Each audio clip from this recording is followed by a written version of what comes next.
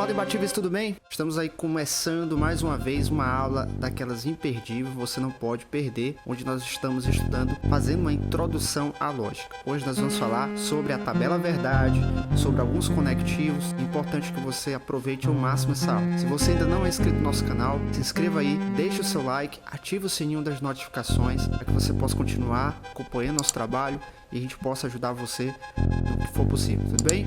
Posso contar com a sua ajuda?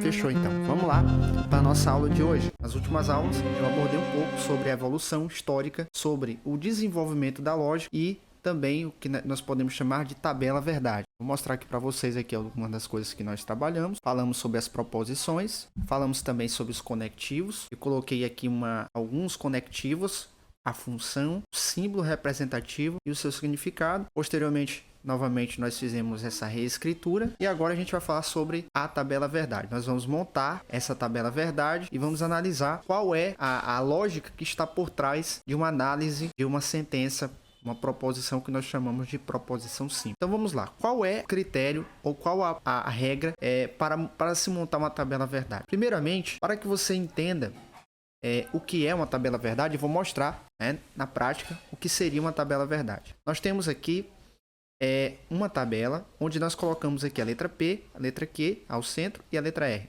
Cada letra dessa, nós já vimos, representa uma proposição. Então nós temos aqui a proposição P, proposição Q, proposição R. Para que eu possa definir o número de linhas que irá ter essa tabela, então olha só, as linhas são essas, a escura, a mais clara e assim por diante. Para que eu possa definir a quantidade de linhas que determinada tabela verdade irá ter, eu preciso fazer uso dessa seguinte regra. Eu vou pegar a expressão 2 elevado a n, eu vou até destacar para vocês analisarem, 2 elevado a n, 2 elevado a n de proposições, vai me gerar o número de linhas. Então, por exemplo, se eu tenho duas proposições, que nesse caso a proposição P e a proposição Q, então a expressão 2 elevado a n pode ser representada assim.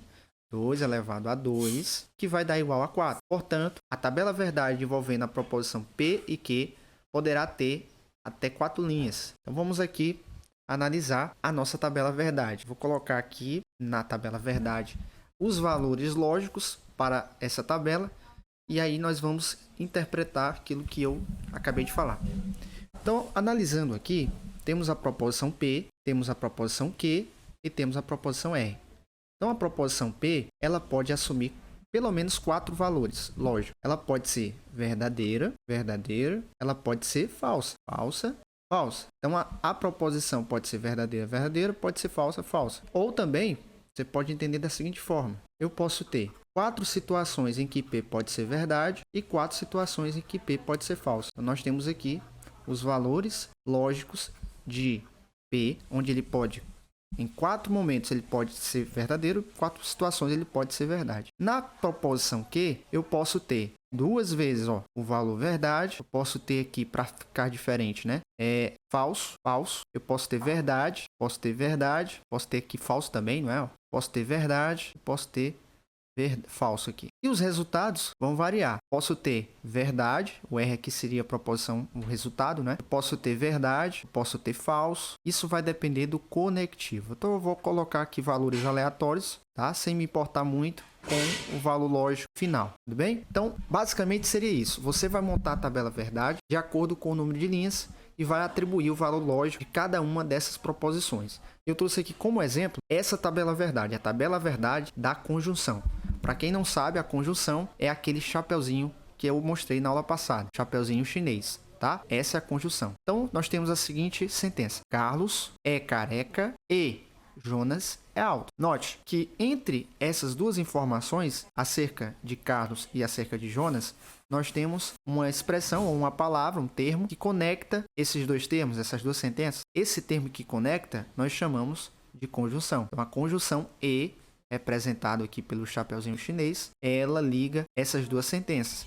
A primeira, Carlos é careca, nós vamos chamá-la de sentença P. Aqui, sentença P. A segunda, Jonas é alto, vamos chamá-la de sentença Q. Então, nesse caso, nós temos a seguinte tabela verdade. Se nós temos duas proposições, vamos utilizar da regra do número de linhas, que é 2 elevado a n. Sendo assim, 2 elevado a duas proposições equivale a 4. Ou seja, a nossa tabela verdade terá 4 linhas. Então, vamos contar aqui, ó. Primeira linha, segunda linha, terceira linha e quarta linha. Então, temos 4 linhas aqui. Agora, vamos organizar as proposições em cada coluna dessa tabela. Então, a primeira coluna, nós teremos a primeira proposição, que é P. A segunda coluna, teremos a segunda proposição, que é Q. E a terceira coluna será o resultado. Será o resultado, assim como a gente viu na tabela anterior. O resultado. E o resultado é uma proposição composta. P, chapéu chinês e Q. Quando nós tivermos essa simbologia, entenderemos da seguinte forma. Isso é uma proposição P composta.